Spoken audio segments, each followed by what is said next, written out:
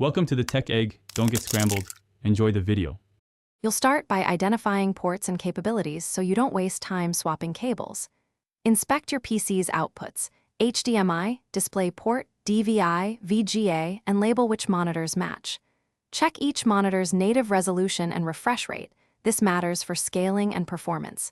If you need adapters, choose Active Display Port to HDMI or DP-MSD hubs for daisy chaining.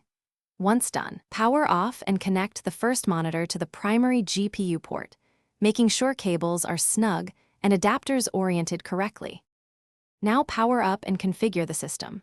Boot into Windows, macOS, or Linux and open Display Settings. Use Detect if a screen is missing. Arrange displays by dragging their icons to match your physical layout. This prevents the cursor from getting stuck. Set each monitor's resolution and refresh rate to match its native specs and select scaling so text isn't tiny. Make one display primary for the taskbar or dock. If color matters, run a quick calibration profile once the arrangement is stable. Finish by testing workflow. Drag apps across monitors, play video, and confirm performance. Update GPU drivers and monitor firmware to fix common detection issues. If a screen stays black, swap cables and ports to isolate a bad cable or connector. Try a powered active adapter for signal conversion.